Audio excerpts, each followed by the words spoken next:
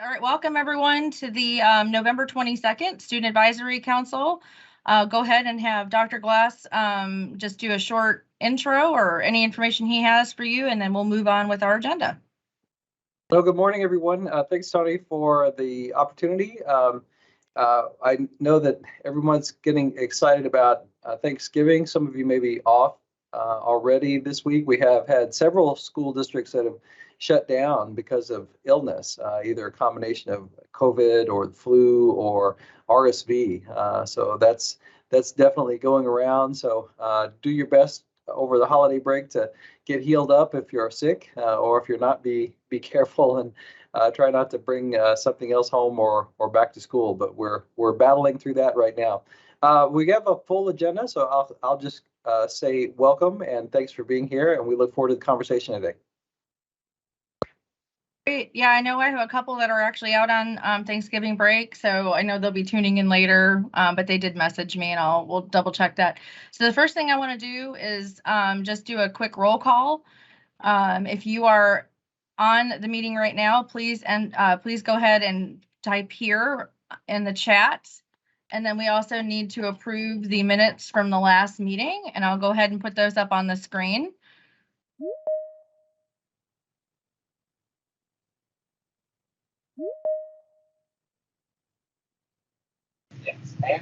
Tony, I'm here. I just can't type in the chat. Okay, who is this? Anastasia? Yes. Okay. Okay, great. All right, I'm going to go ahead and share the minutes for the next meeting. You all should have gotten these in your link, so we just need to approve the minutes. So you guys know the drill on this. I just need someone to make a motion, and then we just need to approve those. So I'm getting those up right now.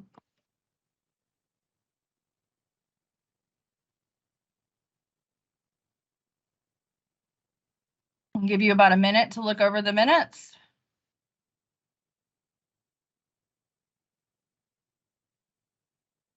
It looks like we have some people in the lobby. At least I'm getting that notification.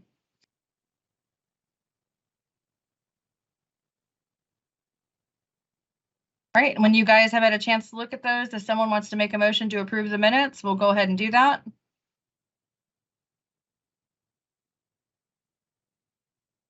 All right, do we have a motion? Motion to approve the minutes from October meeting. Okay, and who is this? Peter? Yes, Peter Jefferson. All right, I have a motion to approve. Do I have a second? I'd like to second the motion. All right, is that Jude? Yep. All right, all in favor? If anybody's opposed, message now. All right, we haven't approved it. We approved minutes. Thank you, guys. All right, we'll go back to the agenda, and I believe Heather Bushelman is with us. She is first up on the agenda. Yeah, good morning. Tony, do you share my slides, or would you like me to share them? I think that I have, oh, you know what? I forgot. I jumped ahead. I have a couple of communication slides. I'm sorry, Heather. That's okay. I put this at the beginning because we have different times for other people, and I just jumped these really quick. So I just want to go ahead and give a couple of communication slides first. We want to let everybody know, and I know several of you on the council are part of the United We Learn Council, but just letting you all know that we're going to have our first meeting next week. It is going to be here at the Sauer Building on the 29th and 30th. It'll also be live streamed on the KDE Media Portal. I know many of you are in school, but if you want to go back and listen to the Kentucky United We Learn Council, their first meeting, you'll be able to do that. It'll be archived on the KDE Media channel. Many of you have heard a lot about this, and we're really excited to have our first meeting. Also wanted to let you know we posted Anastasia and Charlie's video, I think it was yesterday, about this, but we're looking for nominations for 2024 Kentucky Teacher of the Year. The last time I checked, it was, I think we have about 300 nominations. And so the process will be open for another couple of months, but we're really trying to get nominations from every single school district like we did last year. We are going to be creating a map similar to what we did last year so that people can see where the nominations are coming from. And if you know an outstanding teacher, please, please, please take a moment and let your friends know to nominate. Because in order to become a teacher achievement winner and a Kentucky Teacher of the Year, you have to be nominated first. We also have some nominations that closed yesterday. So we do not, that's a slide that closed yesterday. Here's a couple of other opportunities that we've been sharing on the student advisory account. There's some scholarships open from the Kentucky Transportation Cabinet. And then also some other opportunities there. So when you get these slides, you can look and see we've linked all of these resources there. And I will toss over to Heather. Thank you, Tony. All right, good morning, everyone. I am very excited to be with you today. I'm sorry, for most of you, I'm meeting you for the first time virtually, so I hope to get to see you in person soon. I'm Heather Bushelman, and I'm the program coordinator for Comprehensive School Counseling. And I know Tony mentioned, I think some of you were wanting to discuss your school counselors and the role of what they are doing in your schools. So I'm anxious to just to hear your opinions and your feedback, because that will ultimately help drive my work with our counselors in our state. So I want to open it up to you first, because I know for me, I think our students are our strongest stakeholder feedback that I know we listen to, because you all are always very honest about what's happening. So I would love to hear first, just what is your perception of your school counselors that are in your buildings right now? This is Peter. My perception is quite positive in our school. Our school counselors serve mainly two roles of college and career readiness and of mental health support. And I've always had positive interactions with our counselors. We have several, since our school is over 2,000 people. But my perception is I have kind of a twofold role of college and career readiness and of mental health support.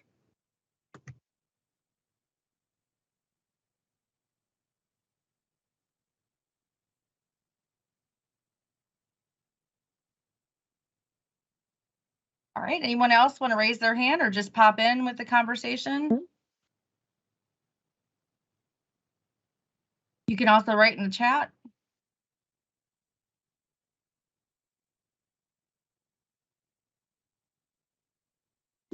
My name is Sarah Umbarger, and I feel very similar to what Peter said. I feel like our counselors provide a lot of aid in like mental health, and they're also just kind of someone that you can go to and like just talk to if you're having like a rough day. And I feel my school provides a lot of just care to students who are having like either like a rough home experience or just experience in school. And just I overall feel like a very like good sense of like safety at my school. Thank you, Sarah. Hey.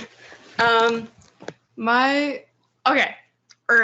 would say with my school, it's very similar, but I have a larger school and we have less counselors. So there's that concept of them, but they're not as available. So it's a lot harder to use those resources. So that's what I would say. Okay. Thank you.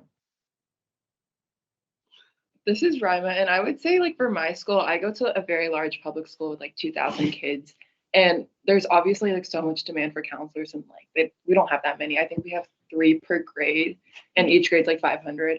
So the counselors, whenever like we do have time to meet with them, it's super useful. Like I always benefit from it, but the like getting like a time slot allotted to meet with them takes forever. And especially with like mental health resources, we only have, I think, 1 mental health practitioner in our school. And I know so many kids who have like filled out things like saying like they want to meet with a mental health counselor, and they've literally like never gotten a response or anything like that. Mm-hmm. And I'm Swanna, and I obviously go to the same school as Rima, so I completely echo everything she said. But I like over 2020, like I was part of a study that like looked at like how students were coping with like COVID and like how their future plans had changed. And I would say like reading those responses and like all those students like talking about how like when they went remote, like, and they didn't have like the support of counselors, or like their emails wouldn't be responded to, or they had this like big gap now that like everything was online. Like they really like suffered from that because they needed someone like for, especially with like future plans, like someone to support them through like this college application and like preparation process. And so like in the absence of like that support and that like counsel, like that presence of counselors, like it really like hurt them and like made it so like they couldn't find out about certain opportunities and couldn't pursue certain paths that they normally like would have had access to. So I think seeing like how it was when students really didn't have readily available counselors showed me like how important it is that like they're there and students like can talk to them. And then like obviously like being a senior this year and like, you know, acknowledging that like almost every school like, you know, ask for a counselor recommendation. Like it is very difficult, like Rima said, going to a school that is just so big, because like obviously like I feel like I could have an amazing connection with my counselor, but it's just like hard because like how much time do they have to just like get to know me as a person and like write these like good rec letters that are very personal and, you know, can show a lot of like me as a person if like they don't really have the time to. So that would be like the only struggle I would say like in this past year that I've noticed as like being a senior. Yeah. How long typically do you all think kids are waiting to see a school counselor when they reach out and say, I need to see you? I would say it depends. There's not like, I mean, there's multiple counselors in our school, so like each counselor's demand is different. It could take anywhere from like a day to like months, I would say. Yeah, I think it depends on like the urgency of the issue and stuff. But it's just like difficult to like have like, let's say you didn't really have like a need, I guess, to meet with them, like you didn't have like a specific reason, then you would just never meet them. And so that's what makes it hard, because all of these students like would want to meet their counselor, but they just like don't have a specific reason to like go in and just like introduce themselves and say hi. Like that's what I mean by it's like hard to break that barrier of like just the initial contact. And like I feel like a lot of the time people blame the counselors, but it's not necessarily their fault because they're like severely overworked too. Yeah. Yeah. Thank you. Okay. And I see we're getting some different information in the chat too. Looks like, is it Taylor? We have a few of their mics aren't working, but they're saying let's see, Taylor said the counselors provide more college support than mental health support. Very little people at that school feel comfortable going to the counselors. Okay. Then there's a positive perception from a different school. They provide mental and educational needs, try to help as much as possible. And then Hunter put, those school counselors are more college and career based than mental health. But it is an option at the school. They don't have a full-time mental health clinician. And then Tunvi, hi Tunvi, I'm from Boone County. Yes, Tunvi goes to my daughter's school. How exciting. Let's see, she said the counselors are very supportive and flexible in regards to understanding how best to balance students with academics, mental health. Some students, where'd it go? Some students feel a little bit uncomfortable taking the first step to reach out, but they're very warm and welcoming and understand that they are there for them. Okay, and then looks like Jude put, getting in contact with the counselors is very easy at her school. They have access to the counselors, doing a Google form, which I know in secondary a lot of counselors are doing now. Okay, so there's similar experiences. Okay.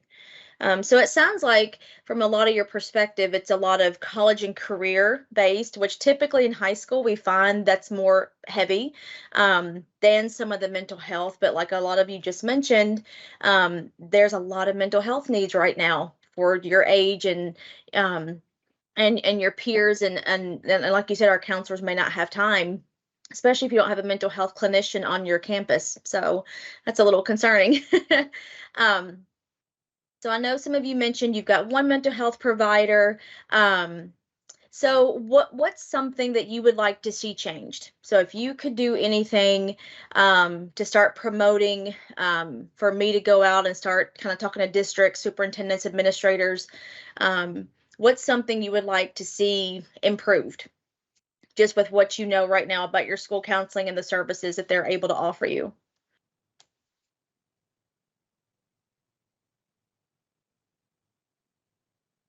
This is Peter again. I think one of the greatest challenges that our counseling staff faces is the sheer number of people that they are needing to meet with each day and the diversity of problems that they're trying to solve. Our school divides our counseling staff into last names. One counselor gets, for example, A through G, and we use the same Google Forms system that many schools use. But our counseling staff is divided between counselors, a mental health specialist, college and career coaches, and with only one person for each of those positions, it's hard for a large number of students, say around finals time or senior year, to be able to meet with their counselor. So I think our system is very strong, but it may just be a lack of full manpower or person power for this perspective. Okay.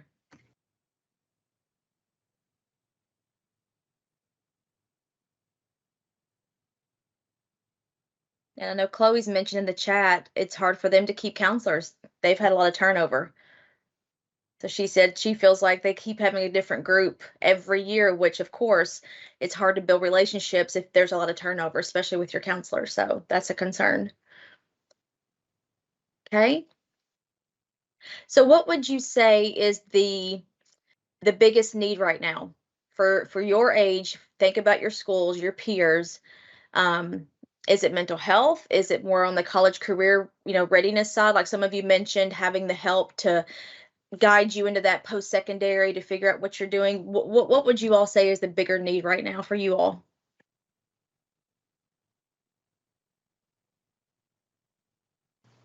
I think it's different for like different people, but I definitely feel like the mental health need is more urgent. And I think specifically with my school, with mental health, it's really hard because our counselors are overworked. So sometimes it kind of feels like you're just a number and you like go and they'll give you like a pamphlet and be like, okay, we're done. So I think definitely that is something, at least for my school, that needs help.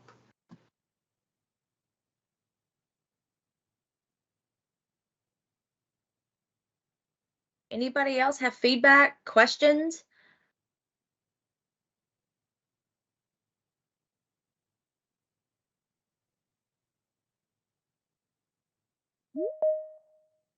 Hi. Let's see, hold on. Here we go. I'm Justin. I go to Lyon County, way over here in Western Kentucky. So my entire high school has roughly 300 students. So my counselor acts not only as what we said, college and career readiness and mental health. She also does our scheduling. She also does all our scholarships. She also acts as an assistant principal at a lot of points. I mean, she does a ton of stuff. And you would think with such a small school, it'd be so easy to access. But with all the different jobs that she has to do, and just because we're so small, we can't hire that many people to like do all these jobs like the bigger schools can. Access is actually, it's pretty difficult. And we still have to do the Google form. And sometimes we still we don't hear back from the Google form and things can get behind. And it's not her fault. It's just she has so much to do. Thank you, Justin. Yeah, a lot of our smaller districts look exactly like you described. The counselors are doing principal activities plus counseling, plus some other like building a schedule, things like that, yes, take them away from you ultimately. So, yep. All right, Tony, if you want to go to the next slide, we'll just talk through a couple things. I really appreciate that, you all keep saying it's not the counselor's fault. It's not I do appreciate that you all recognize how important that your counselors are. Because I know growing up, our counselors were not as they are now. They were more the guidance counselor, whereas now we are called school counselors. So I appreciate you understand that and you see the importance of what they could do for you all and the services they could offer as they're available, which of course is the issue. And a lot of you have mentioned the numbers. So I know in Kentucky, it is recommended that we do have one school counselor to every 250 students.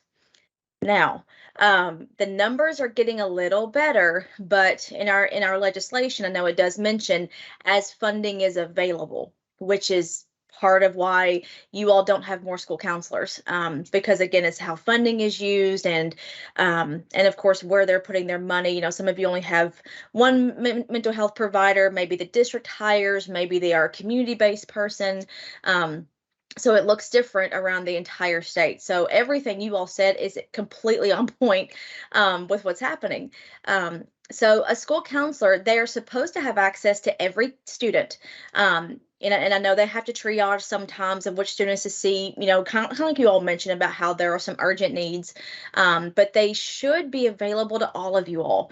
And they have three main focuses that they really are supposed to be experts in, between academics, social emotional, and your college and career readiness. So as a school counselor, they have to know all of that. They need to be able to talk with you about any of those topics, know for tier 1 how to serve every student with what that looks like with school-wide initiatives, and then of course looking at those supports for students who just may need more for those smaller groups, things like that. But they should be encouraging you all to have a sense of hope and really build on your strengths, especially as you go into middle and high school, to start looking at post-secondary. I hope that they are doing different things within your individual learning plans, coordinating some of that to help really understand who you are, how to work together with other kids, and of course, that social emotional piece of handling stress. How do you function daily? How will you look once you have a career, you go to college, things like that. And of course, coordinating those different supports. I do know that they try to run small groups. It is recommended they do. And they do see individual students based on the data they're getting and of course, stakeholder input. So some of those referrals, like you mentioned, when students are filling out the form, our goal is to see kids. That's ultimately why you become a counselor. But like you mentioned, some of these other activities are pulling them away from those urgent mental health needs that every one of you gave the same answer. Those mental health needs are a little bit more urgent, and our counselors need to be available to kids. So they do collaborate with your staff and families, or they are recommended to provide those wraparound services. So that way they are, talking to your families about all the different services they offer. That and you all are right, they're not just mental health based, but they can help with college career, academics, and getting with your staff to understand your needs. Like everything you all told me today was very honest, very respectful. And now I can take back and start thinking through as a state level, what are some things we can do to start promoting our counselors to continue to see more students? And then they are an expert in a variety of areas. They are seen and they are consulting about trauma-informed mental health, safety, legal and ethical considerations, behavioral needs, post-secondary, ILPs, scholarships, graduation requirements. So they're kind of one stakeholder in your building who does have to be an expert in all of these areas. However, when you don't have as many counselors, you may not get access to them when you need them. And like you all said, just reaching out for that help on a bad day or just when you need to talk is hard to do anyway for anyone. But when you have to wait, like some of you said, from days to months on end, that's not okay. So that's worrisome. So I really do appreciate your all's feedback. And if you all think of any ideas to help promote that, within your buildings, I do know with my state association, we do talk to legislators about tweaking some of the language to ensure that every school has that 1 to 250 ratio for school counselors. And this is why. and for me, listening to you all talk about and advocate for your school counselors is the number one reason why we need to start changing some of the things that we are doing. And I know I'm working very hard to collaborate with a lot of stakeholders, superintendents, principals, anybody that I can get in front of to discuss the need for school counselors to offer services for you all and start getting away from some of those other activities like building a schedule. It's really not an appropriate activity for a counselor when they could be seeing you all and have more access for you. So we are working hard on that. So yeah, but is there anything else anybody wants to ask or any other feedback for me? This has been really helpful.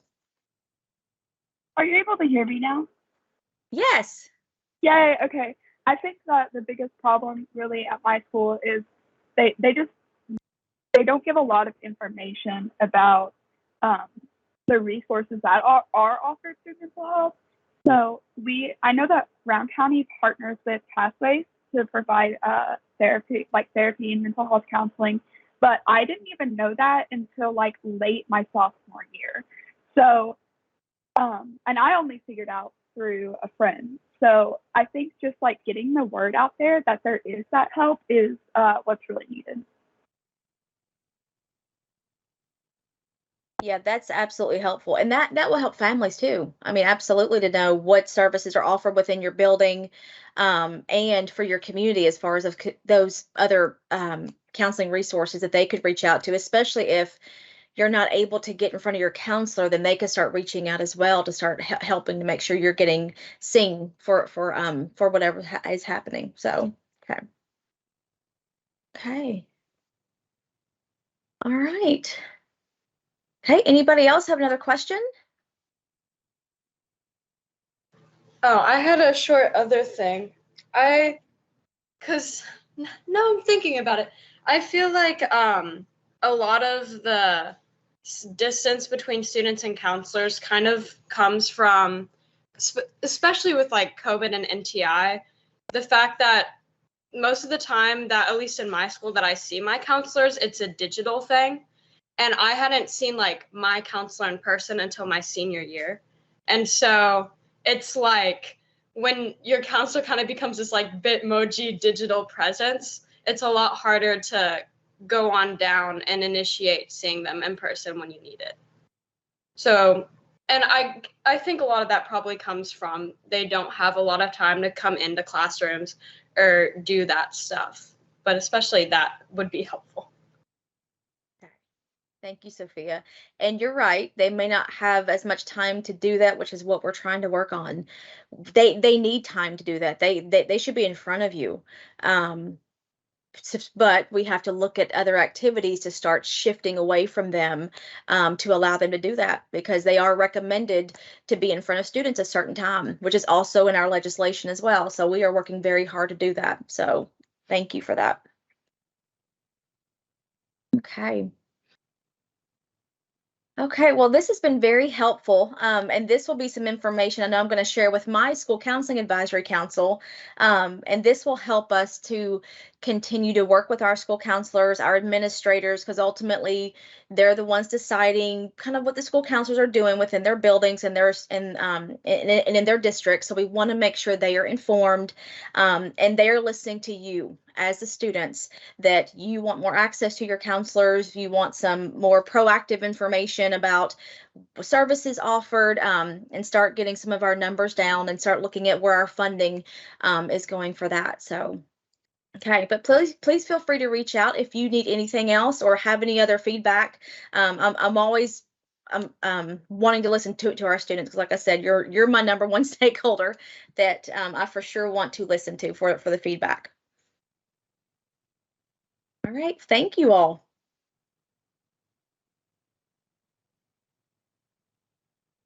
All right, thank you very much, Heather. Appreciate it. And I know sometimes with our advisory groups, I bet some of the students would be willing to maybe present during one of your advisories. So if you ever want one of that, just let me know, and they are more than happy to usually join advisory meetings. So just keep us posted on that. All right, our next item on the agenda is, I'll go ahead and share our screen, is our student safety, school safety project discussion and breakout groups. And I will toss over to Meredith and or Dr. Glass. Morning, everyone. I know you've been looking forward to this and working hard on your brief and making some important edits. So we're going to take some time today in our groups. I know I communicated via email that our deadline is December 1st, so we have a little bit of time to review the document today and make any suggested changes. I'm going to put in the chat those questions that we want to be thinking about when we're in our groups as we're reviewing the document. And I think today, since we're so close to that deadline, go ahead and look at the full document, not just your group section. So read through the whole document, add your thoughts. There are a couple places where we've added comments where we need, again, we've talked before, we need citations so that we can defend our work. We need to be sure that the original author is cited. So if you see those flagged, if you could contribute, that would be great. Also, we had a couple places where people have suggested an additional theme we may want to explore. So if you can kind of add in those areas, that would be helpful. So I believe that Tony has some groups set up. So we'll go ahead and get into those groups. I believe I'm going to be able to float between the different groups, so that will be great. And then we'll go ahead and get started on a little bit more editing. So I'm going to put in the chat as well the link to the Google document. I know I shared it last night. But Tony, I think we're ready. Yeah, I'm working on, I think everybody except for some of the KDE people. So if you guys just end up in a random room, that is what's going on. And Meredith, let me know if you're not able to toggle, and Dr. Glass, you should be able to go to all three if you need. So, awesome. All right, we will assign participants now.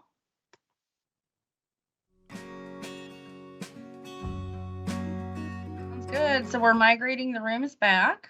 Our students have been for the past 20 minutes or so working on their school safety project. So we all should be getting back in here. Welcome back, everyone. Whoosh. I do need like a Harry Potter hat. I totally feel like it's like the sorting thing going on. It's a little different than Zoom. Awesome. It still says it's closing the room, so hopefully I'll.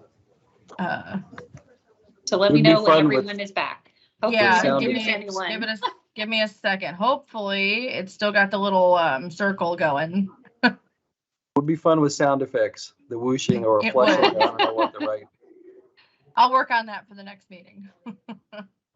Okay, it looks like everybody should be back. Awesome. And back to you, Dr. Brewer. Awesome. Thank you so much. I know everyone was working hard in their groups, thinking deeply about this task. So we have December 1st set as our deadline.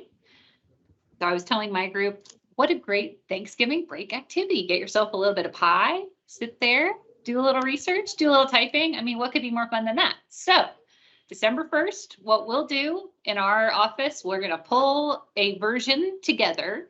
I am happy to pull those citations out from the document and format them so that they are in the appropriate spaces. Then we're going to send it out. And as Dr. Glass shared in May, this is going to be a sort of consensus-driven project, right? So ultimately, once we have that draft, we're going to share it with the whole group. And that is your time to speak up. If you feel strongly about needing to include something or remove something, that will be your time, because when this document is finalized, it will be shared as a product of the Student Advisory Council. And you are members of that council. And so you want to feel comfortable with the final version that is released.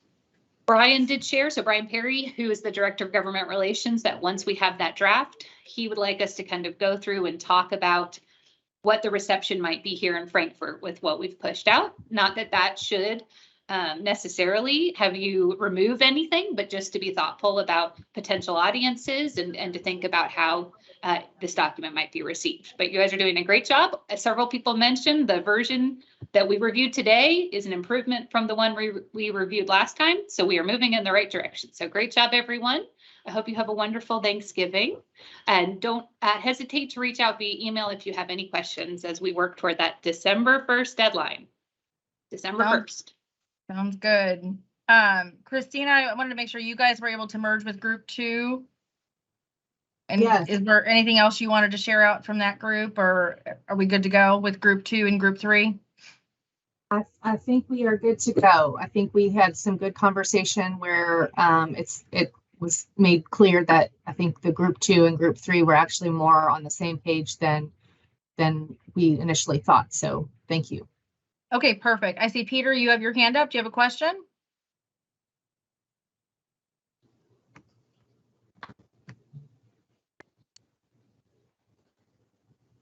Yes, I do. Dr. Brewer, for citations, I typically provide for citations is author, date, publication, website, or link of which would you like all of those? Is there anything else you'd like for citations? No, as long as I can find the original source, then I can pull it so that we're in the correct format. We'll probably do APA just because that's how my brain thinks. Okay. But I just need to be able to find it. So yes, author, date of publication, publication name, some of the additional things like journal number and volume, all of that, I can probably find it as long as you can send me back to a place that it was published. And then I'm happy to go on the hunt because I do think that would be fun to do over Thanksgiving break. So let me know though, if you guys are having trouble, as I shared with my group, if you feel deep down in your gut that this was not an original thought contributed by one of your peers and you cannot find the original source, then we have to take it out. We cannot leave it in unless we can defend it. So it is entirely possible that this was the original contribution of one of your peers, and that's great. But if there's any hesitation that it may not be, then we need to pull it and replace it with something else. Okay, thank you. I also use APA, so I will use those details. Perfect. Great. You guys are the Thank you. best. Happy Thanksgiving. Sounds good. All right, and then our next, we'll move on to our next item on the agenda. But our next meeting for student advisory to perhaps look over review stuff is December 13th. So just so you all, those of us that are on the call from KDE, just so we know, you should have the calendar invite already, but just an FYI on that. Okay, while you were out, Dr. Lou Young appeared. She is our next speaker. She wanted to talk with you today and discuss with you Portrait of a Learner. So I'm going to go ahead and share the slides. And take it away, Dr. Young. Thank you so much, Tony. And hello, everyone. Happy Thanksgiving. This conversation makes my researcher's heart really happy today. And yes, Dr. Brewer really will be doing APA manual citations over Thanksgiving for fun. I'm really sorry about that, but it's the truth.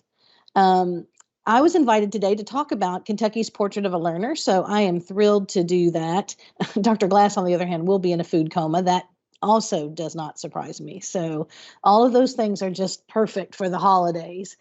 So I'm really excited about the Portrait of a Learner movement. And so before we get started and before we click to the next slide, I just want to talk about the term to anchor it for you guys just a bit. Portrait of a Learner is the one that we at the state board have landed on instead of Portrait of a Graduate or Profile of a Graduate.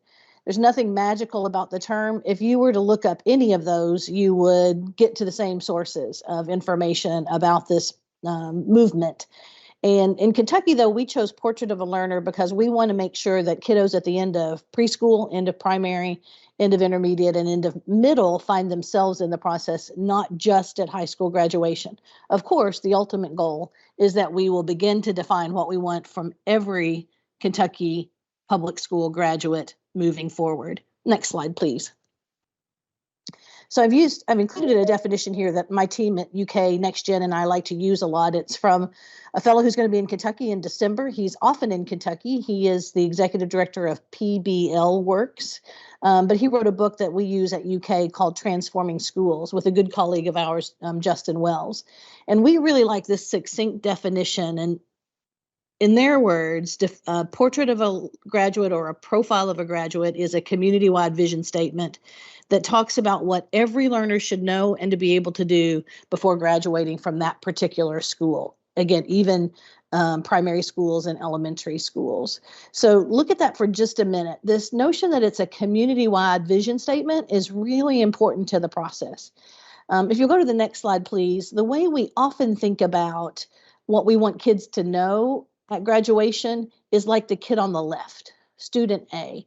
We wanted you to transcript 4 credits in math, 3 in science, 4 in English, 3 in social studies, a half a PE, a half a health, etc. And in the old school days, in the more legacy practice, though, that was enough. And that's what the community wanted, and that's what people expected of high school graduates, that you would know some stuff about reading, writing, math, science, social studies, and elective content areas. But nowadays, when we talk to employers a lot, we hear that they do want you to be good readers, especially in the workplace. They want you to be able to handle math and to apply what you know to science and social studies. But they more often than not talk about the kinds of durable, transcendent skills that they want young people to have when they enter into the workforce, whether that's right at high school graduation or after post-secondary ed. And so you see over there on the right that student B, what we want now for her is that she graduates with content mastery. Content still matters. Your transcript will still show math, science, social studies, etc. But they also, the expectation is that she will graduate as a good communicator and a good collaborator. And over on the right are some that we see very often: creative thinkers, the resilient people, personally responsible, active, engaged citizens. Next slide, please. So this movement toward identifying this local vision for everyone as they leave a specific school has become a national movement. And we're finding states all over the U.S. That are engaging in that. We'll clip through these next few slides just to give you some sense. The Vermont, for example, there are a lot of V states, Vermont and Virginia. So Vermont has these 6 portrait of a graduate durable skills that they expect every high school graduate from Vermont, but all along the continuum for students to demonstrate. I love these a lot. This one is one that I think we talked about a lot in Kentucky, but you can take a look at those for just a minute. And you'll see as we look at the next few states that they're all somewhat different, but very similar in tone. You'll see that this is above and beyond content. So again, don't misunderstand the message that it's not about content anymore, but instead it's about rebalancing content knowledge, the Kentucky academic standards, with these durable lifelong skills that will in fact ensure your success after high school. A couple more states here. The next slide, I believe, is Virginia. A lot of times the letter C is prominent. You'll see that Virginia even has the letter C in their graphics. So citizenship, creative thinking, communication, collaboration, critical thinking. So as I show you a couple more slides, I want you to think about your own school. I know Frankfort High School, where Audrey attends, has a portrait of a learner that they do defenses on their senior year. They actually are held accountable for those skills at Frankfort High. And that's true of, we think, somewhere around 50%, maybe even 60% of school districts in Kentucky have a portrait of a learner of their own. But again, remember, I'm the chair of the State Board of Education, so we're talking about this at the state level for just a minute, and then I'll ask you to think about what that might portend for your own school location. So this is South Carolina. This one's a really new one. And you can see that they have divided theirs in half. They want kids to have world-class knowledge, transcripts, all of the important things about your content learning, but balanced with world-class skills. So I like this one because it shows those two side by side. Neither one of those halves is more important than the other. You can know a bunch of stuff and not be successful in life or in the workplace. But you also can't develop these skills without having some good content knowledge. You're applying the knowledge and skills in together as you are successful post high school. Next slide, please. I think I have a couple more states in here. So this one I also kind of love. It's very new. It's Utah, and you'll see that they've really looked a lot at what we would call the disposition or the attribute side of things. They want kids who demonstrate service and respect, for example, as well as lifelong learning and personal growth, hard work and resilience, So honesty, integrity, and responsibility. You'll see it's really heavy on the personal qualities side of things that we would call dispositions. So interesting when you think about the fact that school has in the past almost always been about developing learning around academic content. It's not the trajectory anymore. So in Kentucky, as we move forward, our state board from the very beginning, when we were first formed in December of 2019, came together and said, we really want to move toward a robust portrait of a learner for all Kentucky kiddos. I'll pause for just a second. This is, our team always laughs that this is our favorite statute. I know it's really weird to have a favorite statute, but this one dates all the way back to CARA in 1990. And this is still the law of the land in Kentucky. So look at what we say in 158.6451, that you need communication skills, knowledge of economics, social and to make economic, social, and political choices, core values and qualities of good character, like what we just saw at Utah, for example, understanding of government processes, self-knowledge, sufficient grounding in the arts, preparation to choose your life's work, and ability to compete as a Kentucky kid against the other states in the nation, and I would say globally as well. So in our very DNA of teaching and learning in Kentucky, this idea that we want more than just academic content knowledge is really important. These are just some of the districts that my team at UK has been working with over the years. You'll see the three largest districts in Kentucky, Jefferson County, Fayette County, and Boone County, all have portraits of a learner. The original one, the OG, goes all the way back to Danville. Little Danville Independent had the first one in Kentucky. So there's about 10 years worth of work here. Eminence was one of the first ones along with Danville. And again, that work is more than a decade old. Next slide, please. I'm almost finished, and then I want to give you guys time to ask questions about what this really means. But I want to contextualize it for you around the State Board of Ed. We have said that one of our 5 goals is to promote the creation and implementation of a statewide portrait of a learner. And we've begun to do that in partnership with the Commonwealth Education Continuum, which means we're doing this with higher ed.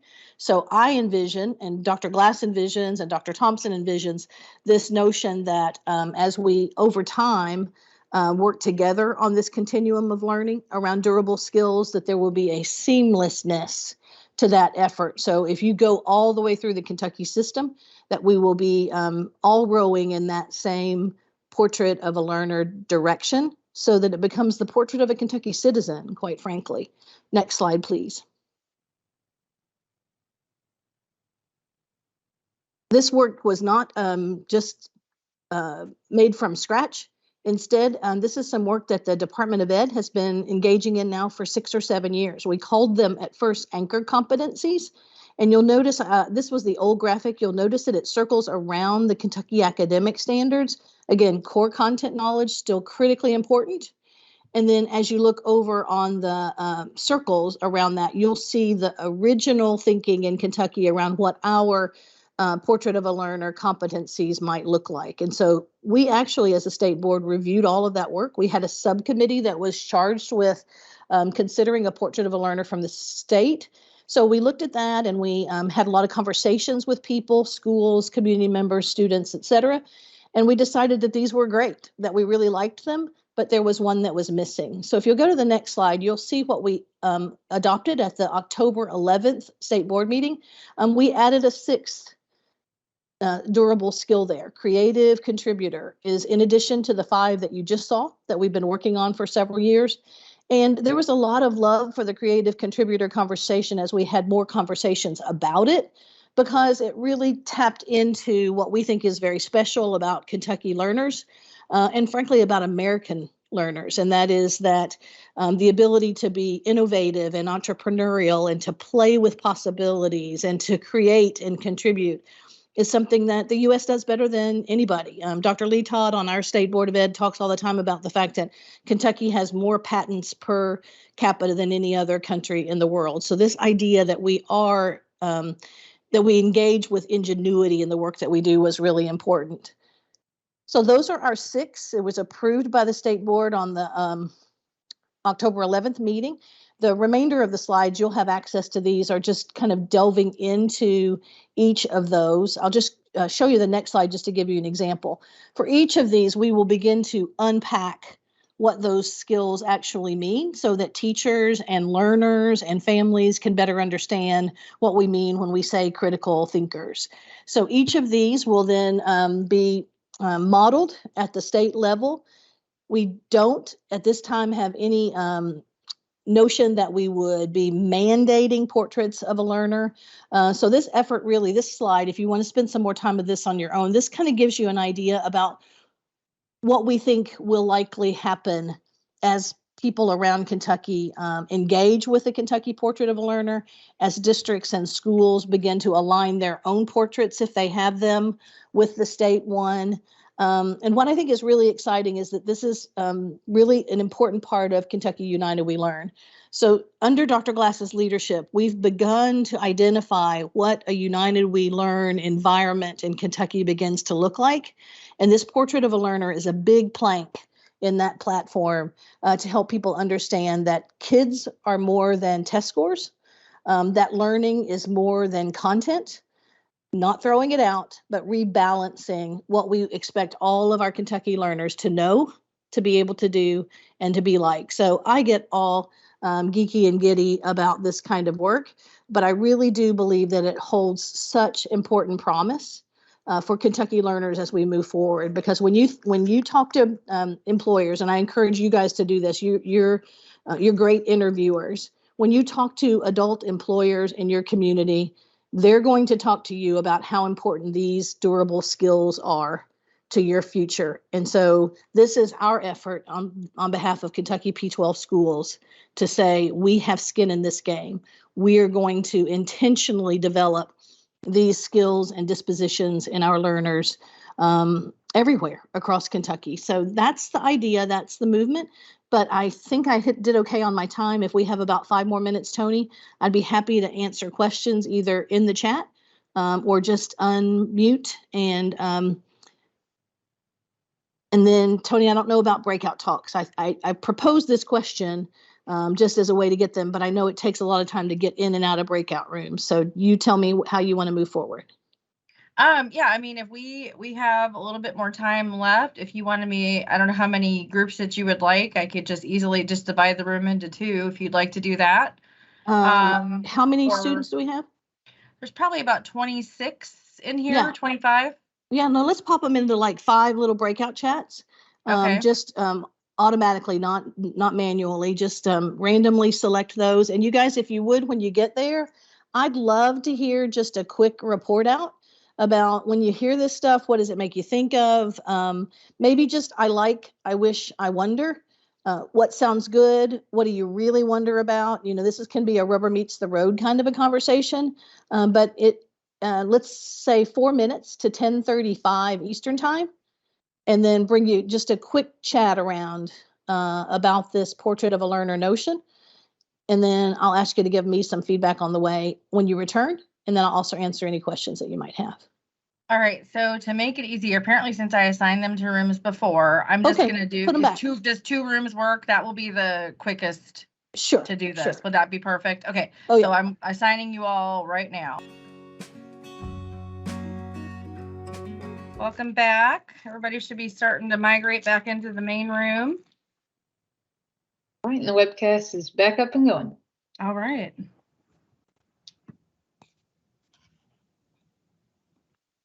All right, everybody's slowly coming back. Sherry Young, I'll let you know when everybody's back in, and maybe we can have 1 or 2 of them share out. That would be awesome. Sure. I must not have given very good directions because I didn't even realize I was in a breakout room and nobody was saying anything. So that room is not going to have anything to share. Sorry about that. Maybe you got a 4-minute break.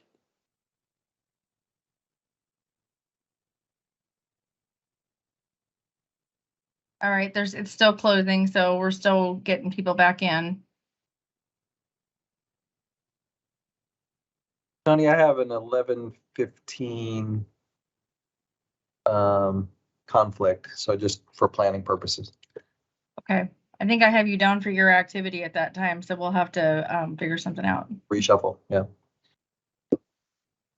All right, everybody's back. All right, thanks. I think I didn't give clear enough expectations for the breakout. Sorry, I should have asked you to choose a leader and a spokesperson for the group, but that's okay. Room 2, did you guys have a conversation? And if so, any takeaways that you would share with the whole group, please? We did. So I was in group room 2, and I'll summarize and then see if the members of the group can weigh in as well. Thank you. So the things that we sort of, it emerged sort of in a plus delta format, what they liked and what they would change. And they just did that on their own. So nice. It was great. Yeah. So they liked the critical thinking aspects of it, of the portrait. They thought that was really good. They liked that this could lead into greater support for arts education beyond just STEM focused efforts.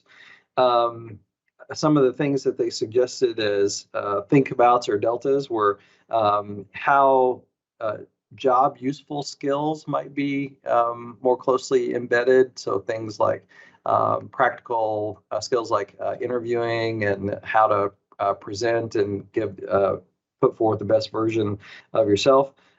Civics education, the importance of that, and really pointing to the Governor's Scholar Program as a really nice statement around the value of civics education, and that might be a model. And then this question around how would we know? What's the evidence? What's the measures of these, and how could we get at those concepts? So, team 2, anything that y'all would add?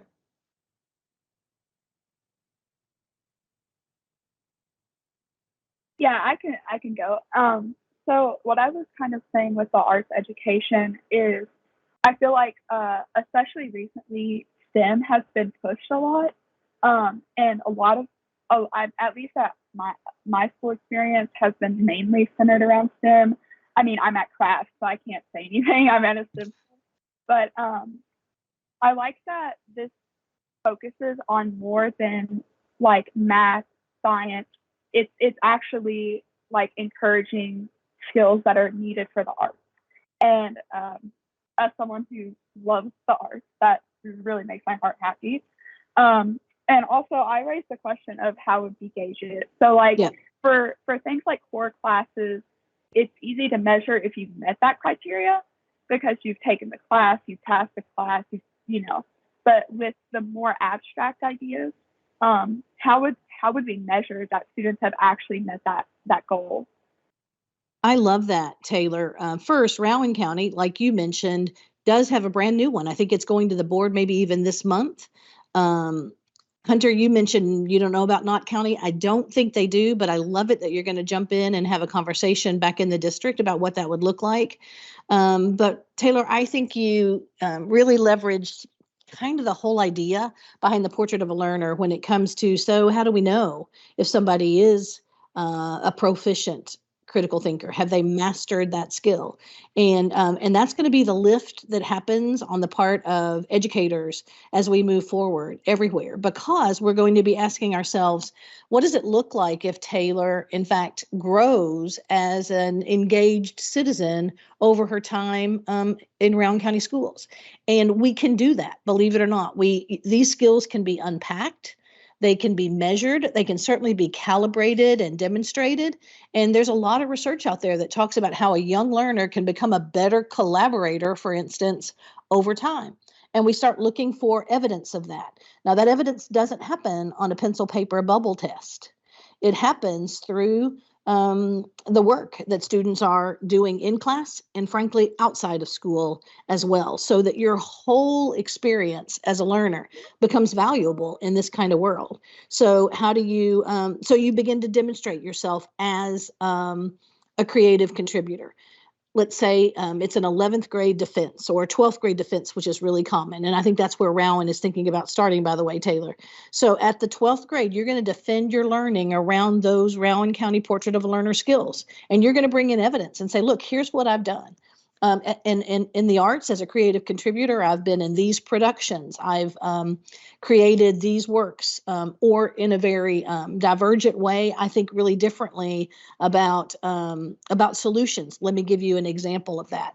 So the burden becomes on the learner to gauge her development around each of these skills and to provide evidence of that.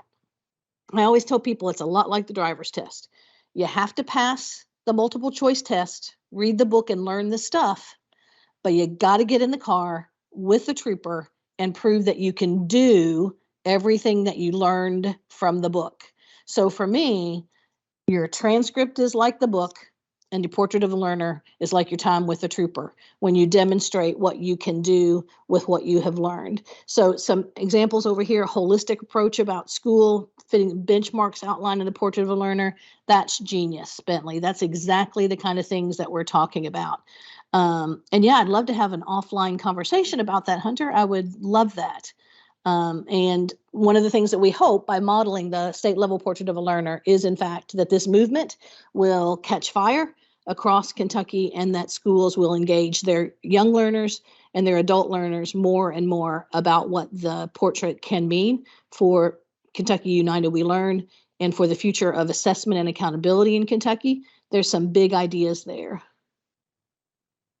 And I don't want to run over my time. I know we've got to hit the commissioner's schedule here, but listen, I appreciate just your time to listen and engage in this conversation this morning. And I'm going to put my email address over here. So Hunter, just let me know how you want to connect.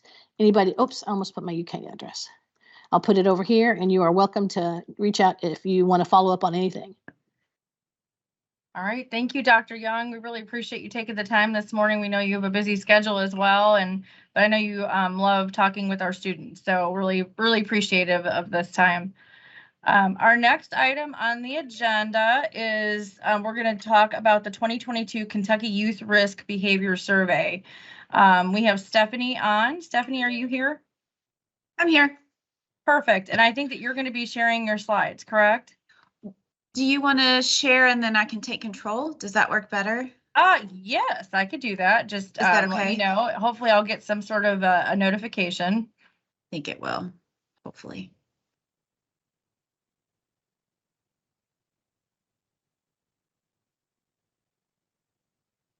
Let me know if you're seeing it, and then I'm not sure if I can give you, otherwise I'll be happy to, to be the advancer if you'd like. It says waiting for approval, but if you don't see it, that's no big deal. Okay, no biggie. Okay. Okay, I'm going to start. My name is Stephanie Bungie. I'm a school health consultant at the Department of Ed, part of the Healthy Schools team. And we're actually funded by 2 federal grants from the Centers for Disease Control and Prevention, the CDC. And one of those is to administer the Youth Risk Behavior Survey. You can go ahead to the next slide, please. The YRBS, as we kind of refer to it as, is a surveillance system from the CDC that measures the 6 critical health behaviors of youth that is identified by CDC. Tony, can you go to the next slide? There we go. So Kentucky has actually been participating in the YRBS since 1997. So we have a lot of data. Many states across the country participate as well.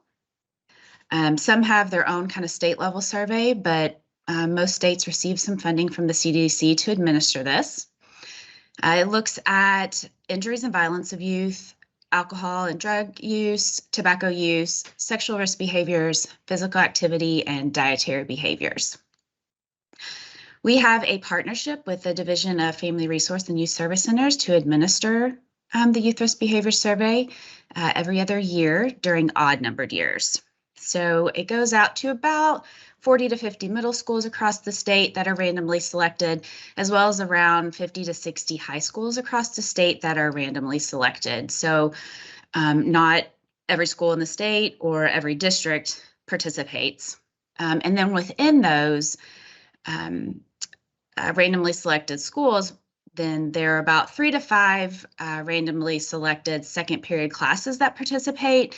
So it's a small sample of students, 60 to 90 per school that participate. And because of such a small sample, we're only able to have state level data. We don't have school district or county level data. So that's what you're going to see here in just a second. It's voluntary by the students, and there's passive parental permission that goes through. So for 2021, We had 52 high schools across the state that participated in a little over 2,000 students. And then we also administer this in middle schools across the state, like I mentioned, and 39 middle schools participated with about 1,300 students. I pulled out the demographics just so you can see that it is representative of the state, even though it's, small sample and it's randomly selected. Just know that, it's definitely representative. As you can see, male, female is about even. There's participation from each grade level, and this also mirrors for the middle school. And then as you can see, the race ethnicity mirrors our demographics for Kentucky. Yeah, you're good, Tony. Thanks. So as I get into the data, just things to think about, especially with this data set that I'm going to present to you now. With any, there's always limitations with data collection. Obviously, the YRBS has a small sample size, self-reported by students. They do have parameters in place. So if someone, answers A to every question, that gets thrown out, et cetera. And there's confidence intervals, so it takes into account room for error in the data. Two huge things, though, to look at for the 2021 data. Normally, the YRBS is administered in the spring semester of odd-numbered years. Well, spring of 2021, schools were still in and out of virtual and in-person instruction, so the YRBS can only be given in person. So we had to postpone it to the fall of 2021, which actually can show a big difference in some of the data points, because it sounds a little weird, but if you think about it, a student taking this survey in October is kind of younger and has probably not had as many opportunities or access to some of the things that we're going to discuss as they would if they were to take it in, say, March of the same school year. So there's that can show a difference in the data. And then just the pandemic itself is going to be reflective in this data as well, because we have not only some of the questions asked during the past 12 months. Well, 12 months from fall of 2021 was fall of 2020. Students weren't necessarily together, if that makes sense when we go through this data. So just think about those things. We're kind of encouraging people to understand that this is a snapshot of the data of fall 2021. I'm going to show you some trend data just because I think it's going to be very interesting to see as we get ready to do this in January 2023 in just 2 months, what the data will end up coming back to see if we see the trends swing back to where they were. Okay. All right. So we're going to take a little pop quiz here. I'm going to see how well you think you know yourselves. So next slide. So in the chat, please see what you think this answer might be. So again, so which percentage from 2021, what percentage of Kentucky high school students attempted suicide in the past year? So go ahead and in the chat, put your answer of what you think this is. D, A.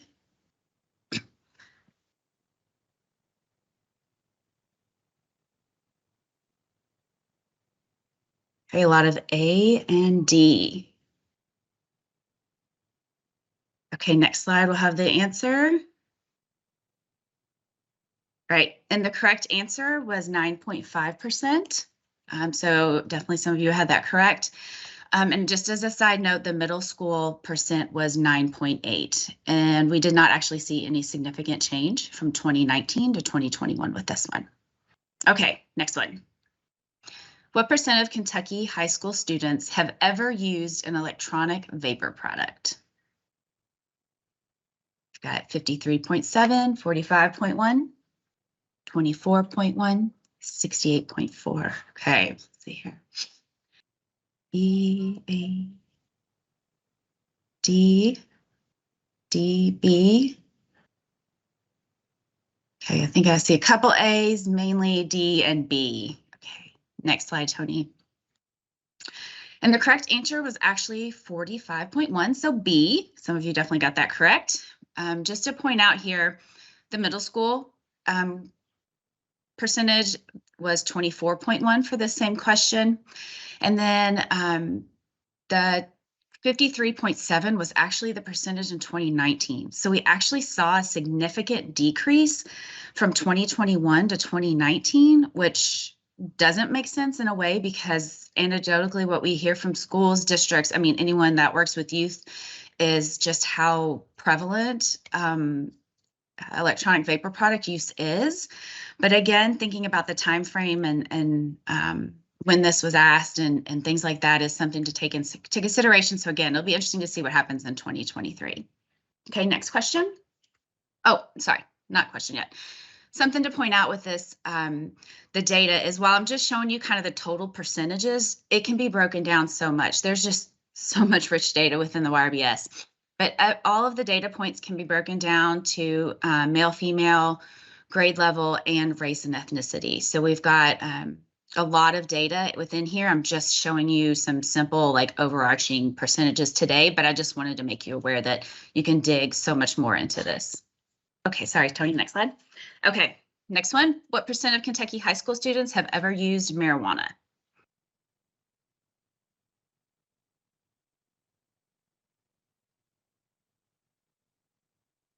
Sure, yes, I see a couple B's, a couple D's.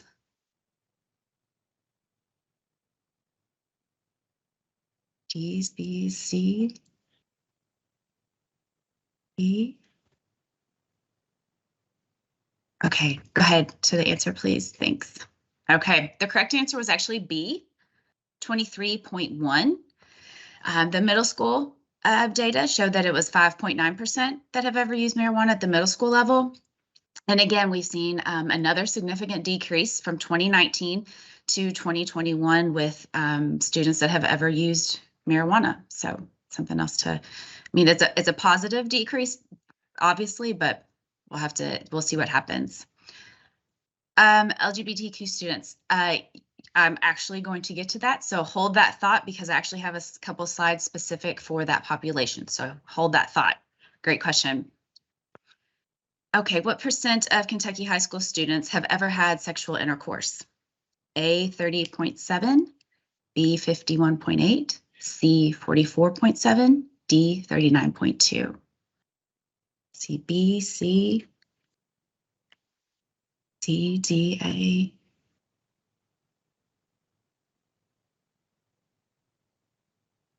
C, B.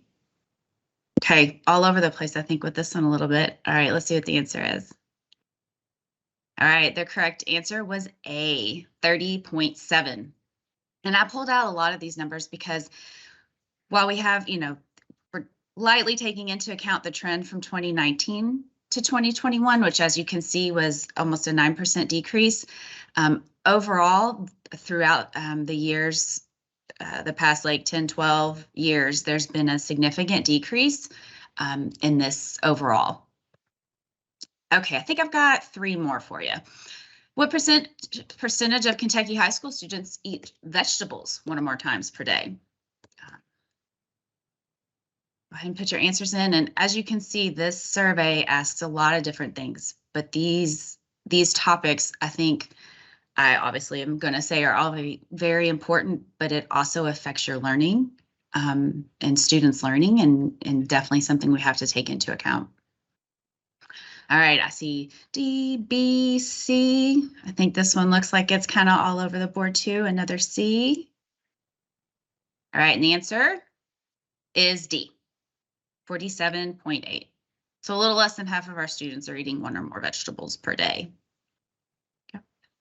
What percentage of Kentucky high school students were physically active at least 60 minutes on 5 or more days in a week?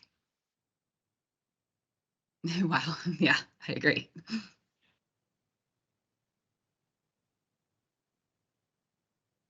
B, A, D, C, D, B, C. All right, okay. Wow, all over again. All right, the correct answer was C. The middle school was 50.8% on this one. And I thought this was an interesting thing to pull out. Again, I showed you that slide where we can break down the data, each question even more, and that there is a significant difference actually in the percent of males to females that get enough physical activity or are physically active at least 60 minutes, 5 or more days. So males are significantly more likely than females. Okay, I think this is the next one is the last one. Yep, last one. All right, what percentage of Kentucky high school students got 8 or more hours of sleep on an average school night?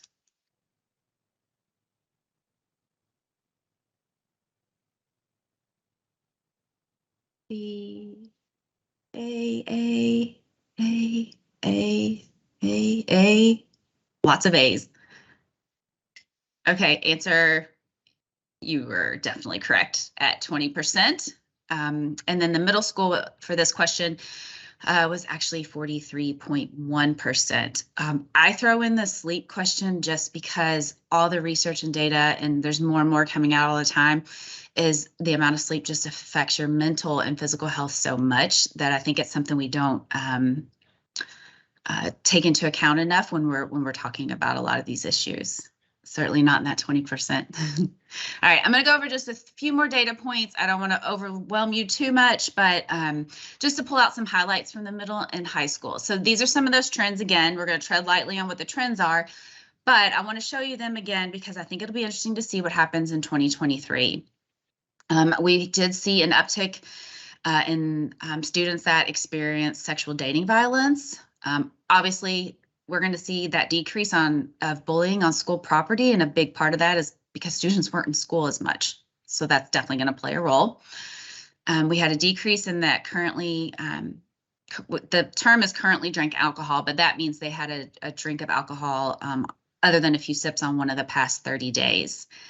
And again, a decrease in vapor product use on school property, but they weren't in school as much, increasing that physical activity, and then an increase in the did not eat breakfast. So we'll have to keep an eye on that one as well. Okay. Other highlights that I pulled out, texted or emailed while driving a car, 34.8%, definitely a safety thing there. And this second one kind of blew my mind. This was a new question on the 2021, and it's just me being naive, quite possibly, was that 22% of our high school students have ever seen someone get physically attacked, beaten, stabbed, or shot in their neighborhood. And that was, and you'll see it in just a second, but that was pretty reflective in the middle school as well. And felt sad or hopeless, as I know you all discuss mental health a lot, and just in general. So felt sad or hopeless for every day for 2 or more weeks was 39.2% of high school students. So obviously something we're all paying a lot of attention to. And then missed a day of school because their mental health was not good. They reported that about a quarter of high school students. Okay, next. Got some, I think the next one is middle school trend results. And these are pretty reflective, again, of the high school. So that decrease in vapor product, in marijuana, increase in the physical activity on 5 or more days, which to me is a positive and could be a result of COVID. You know, that was a big message of getting outside, moving more, just to help as we were quarantined or just kind of isolated a little bit more. And then we're seeing that more middle school students, their classroom teachers are giving them more physical activity breaks. And I'm hoping that trend obviously continues. So those are, again, some of the trends. And then I think the next slide is just a couple more middle school results. That second one, again, that I mentioned, there was about 22% for the high school students that have ever basically seen violence in their neighborhood. 66.4% of middle school students spent 3 or more hours per day on with screen time. And then that one under it, the second from the bottom, did something to purposely hurt themselves without wanting to die, such as cutting or burning themselves on purpose for middle school students, was about 22.5%. That's been pretty steady for quite a few years now, and is also very similar to the high school percentage. Okay, so sexual identity results. Only on the high school survey, CDC asked a question. You can go to the next slide, please. Asks this question and has students identify, and that says, which of the following best describes you? And these were the results. And so this for 2021, 75% reported heterosexual, 3% gay or lesbian, 11.9 bisexual, 3.9 other, 3.8 questioning, 1.8 not sure. So what CDC does is they give us a separate report that shows the state as a whole, And then they also have it broken down for all of the questions, all of the behaviors that are asked. They have a column that is reports for heterosexual, and then they have a column that reports for gay or lesbian or bisexual. And they do a comparison of those. So if you go to the next slide, I don't have the numbers, I just went ahead and summarized it. But when you look at that report, LGBTQ students had significantly higher results than heterosexual students in all of these areas here. Didn't go to school because they felt unsafe, were threatened or injured with a weapon on school property. They were more likely to experience sexual dating violence and physical dating violence. They felt more sad or hopeless, more suicidal ideations and suicide attempts than heterosexual students. And then a little bit more on the substance use with cigarettes and vapor products, more likely for to have self-harm, and then also not have an adult in their life that they can trust and talk to about serious problems. So those were kind of the things that really stuck out. And I know that we've been talking a lot about safety and LGBTQ students a lot lately at the department. And so definitely something that we'll look at and consider in those conversations as well. Okay, next slide. So this is, I've thrown a lot out at you and I apologize. There's just so much of it and I love it. I find it fascinating, but I'm super excited to present this data to you, not just to show you the numbers and see what you think, but I want to hear your feedback. So I would love if you have any thoughts on this data. Was there anything that really stuck out to you that was surprising or maybe even not surprising? And then with this information, who needs to hear it? How should we present it to them? I would love just any thoughts that any of you have on that. Right, Stephanie, I'll start off just from my observations. I was kind of blown away. I think a lot of our students had thought some of the percentages were higher when I thought I would think that they were lower. So I wonder if that suggests that perhaps numbers are higher if we were to survey more kids. Or, you know, I just don't know. I was blown away by several of the answers and then to find out what the results were. But I'll let our kids weigh in next. I'll go. I think I actually took this test fall semester last year, and a lot of the numbers did surprise me. The biggest one that did surprise me was that we have over 45% of high school students said that they had tried a e-cigarette or electronic vapor product. I knew it'd probably be like in the higher 20, lower 30%, but not nearly half the population. Interesting. Thank you. I was in turn a little surprised that it was only at that number, only from my circumstantial experiences. That feels like feels lower than what I have experienced with the definition of having ever used an electronic vapor product.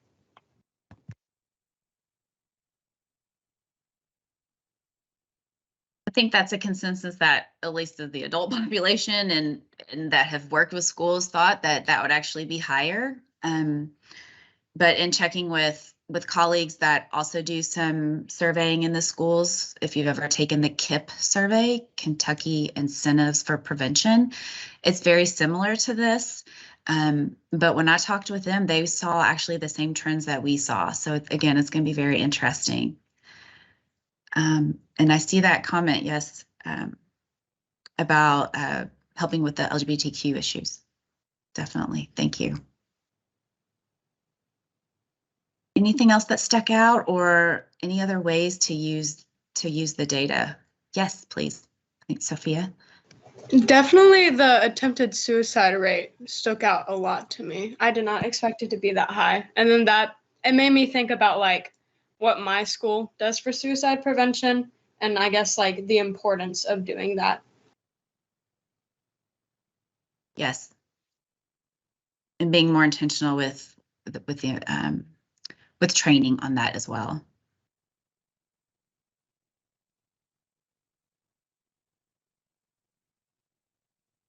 We have, So- go ahead, I was going please. to say, just going to the second question, who do you feel needs to hear this information in your schools? Does it go back to the school counselor, to the principal? Who do you think needs to hear or who needs to see this information? And what are your ideas with sharing and sharing this data with those at your schools? My first thought was my family resource youth center director. I know that she has put magnets on every single classroom for the suicide hotline. And so just kind of encouraging her, telling her, like, you're fighting a good fight, you're doing all the right stuff. Yeah, the Family Resource Youth Service Centers are a huge partner in this and definitely value this data.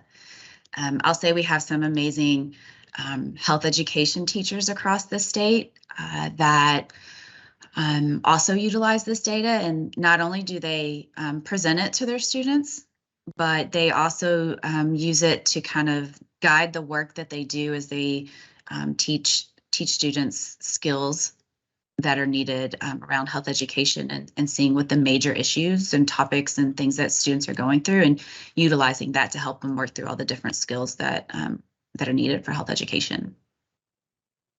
I definitely feel like this should be included in like general teacher training. This way, teachers can see students that might be more at risk for certain things. That's including suicide, self-harm, anything. So if students or teachers are able to see the statistics on that, then they know better what to watch for. Thank you. On that same note, I kind of want to discuss how maybe even students can see this information, especially when it comes to things like suicide and self-harm. Knowing the statistics and knowing how such a great population of the United States is dealing with this, maybe it could help students feel less alone, knowing that, a lot of their peers are going through the same thing they are, and seeing the statistics could be really useful. Mm-hmm.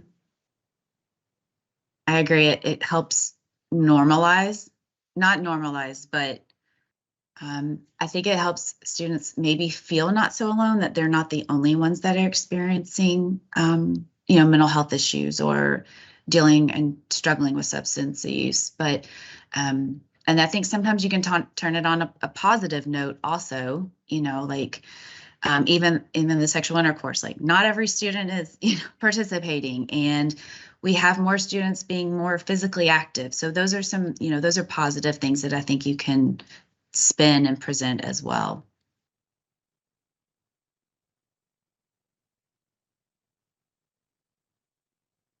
See your comment. Also one other thing that came up, Stephanie, to me was I know there's a lot of districts that are talking about bell schedules and with the sleeping, particularly at the middle and high school. It's been discussed. I know I live in Louisville. It's been discussed in Jefferson County. So it's interesting to see how much sleep our middle and high school kids say that they're getting, and how maybe a potential bell schedule would be beneficial to them. So I'm kind of neither here nor there. I don't have enough data to know that, but I'm interested to, look at these results and see that, it appears that not everybody's getting the 8 hours that they should. Yeah, I agree. I went to school in Jefferson County, and we were the early ones at high school level, and then the elementary went later. And now I live in Scott County, and it was opposite, and kind of blew my mind. But that's what all the research shows, that later bell time does help. And I think Anastasia, someone else had your I saw that hand raised up. Yeah.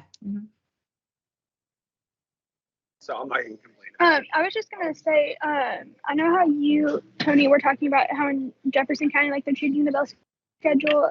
In Oldham County, we actually had a change this year, where middle and high school were pushed back 15 minutes to allow for bus transportation to not be as delayed. And I've seen a major increase in people not being as tired in school from just having extra 15 minutes, which I think is very beneficial, at least from where I am. Oh, interesting observation. Thank you. Yeah.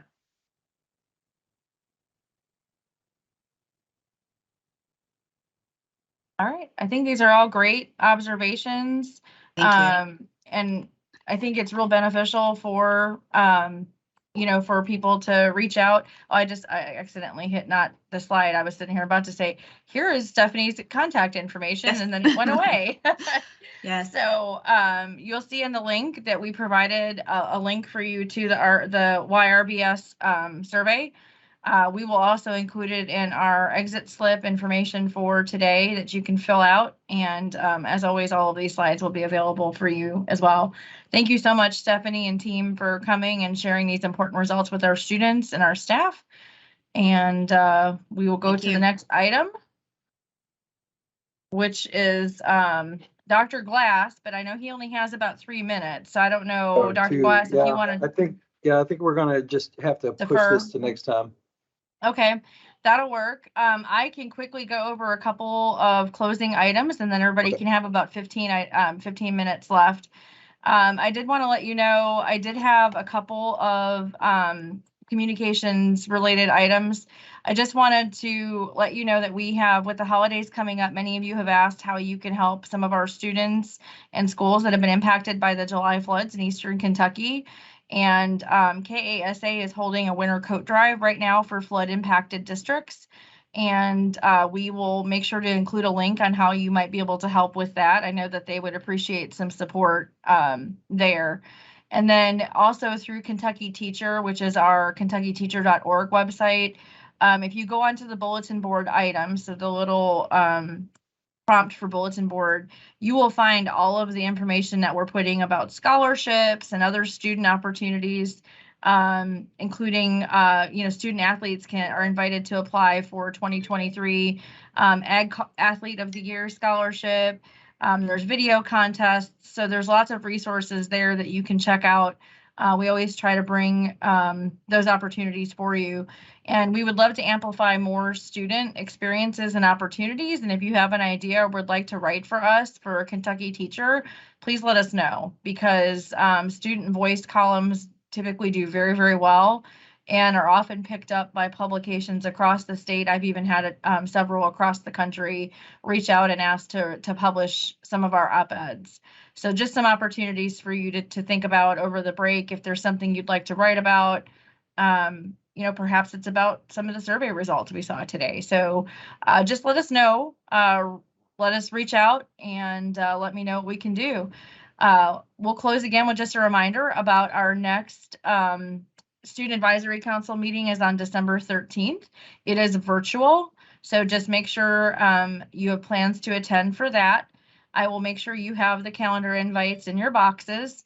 We will have opportunity for you to give us some feedback on today's meeting via your exit slips. That will go out from Dr. Grider-Jones here in a little bit. Please provide us some feedback. And then just to remind you all that our January meeting will be here at the Kentucky Department of Education in Sauer, at the Sauer building. So just go ahead and make plans to be in Frankfort for that day. And I think that's all I have. I think Dr. Glass has jumped off for his meeting, and I will go ahead and close the meeting unless anybody else has any additional feedback. I'll give you about a minute. Tony, if it's all right, so this is Caleb here, and I just wanted to say that I had sent a message in the chat. I've asked the students to send me one word representing something they're thankful for this year via GroupMe or to my email. And then also I want to let the students know that if they ever have any social media ideas, I'm always interested in hearing those and putting those to use on our social media channels. Okay. Thank you. Great. Thanks, Caleb. All right, guys, I hope you all have a wonderful Thanksgiving break.